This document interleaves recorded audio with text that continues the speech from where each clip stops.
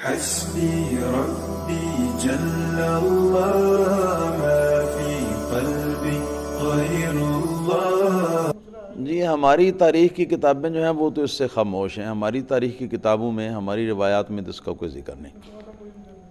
پھر یہ بات کہ جو مہندی لگانے کی وہ بات کرتے ہیں، اس پر دو اعتراض ہیں ہمارے۔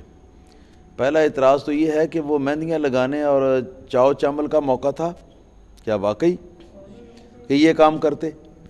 تو ہرگز نہیں تھا، لہذا ممکن نہیں۔ اور دوسرے نمبر پہ یہ کہ کہتے ہیں کہ پانی نہیں تھا، تو مہندی پانی کے بغیر تو نہیں لگتی نا۔ وہ تو میں نے کہیں کہا ہوگا کہ پانی پہلے کا تطبیق کرتے ہوئے روایات کے درمیان، لیکن ان کے نزدیک تو تطبیق کوئی چیز نہیں ہے۔ ان کے نزدیک تو یہ تھا کہ پانی نہیں تھا، پیاس سے وہ سارے حضرات جو ہیں وہ نڈال ہو کے گئے۔ میری تحقیق تو یہ ہے کہ شیعہ حضرات کی کتابوں کے اندر بھی موجود ہے کہ حضرت امام حسین رضی اللہ تعالیٰ عنہ سے پہلے جتنے حضرات شہید ہوئے ہیں تو ان کے شہید ہو جانے کے بعد بھی پانی موجود تھا خیمے کے اندر۔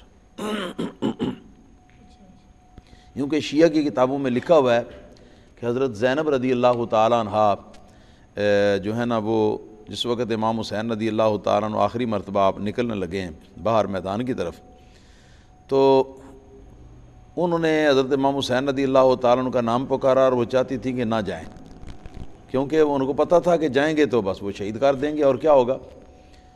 تو انہوں نے امام حسین رضی اللہ تعالیٰ عنہ کو آواز دی، واہ خواہ، اے بھائی، اتنی آواز دی اور اس کے ساتھ ہی ان کا ہوش جو ہے وہ ختم ہو گیا، بے ہوش ہو کے زمین کے اوپر گر پڑی۔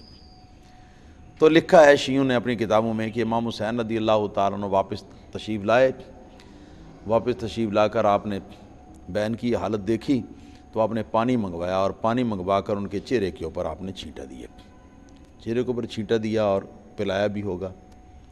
اس کے بعد ان کو ہوش آئی۔ جس وقت ہوش آیا تو حضرت امام حسین رضی اللہ تعالیٰ عنہ نے ان کو نصیحت کی اور ان کو سمجھایا کہ میری وفات کے بعد ماتم نہیں کرنا، اور اس بات پر ان سے پکا وعدہ لیا کہ رسول اللہ صلی اللہ علیہ وسلم کی وفات جو ہے وہ سب سے بڑا سانحہ تھا، تو اس موقع پر کسی نے ماتم نہیں کیا، نہ تمہاری امی نے ماتم کیا نہ تمہارے ابو نے ماتم کیا۔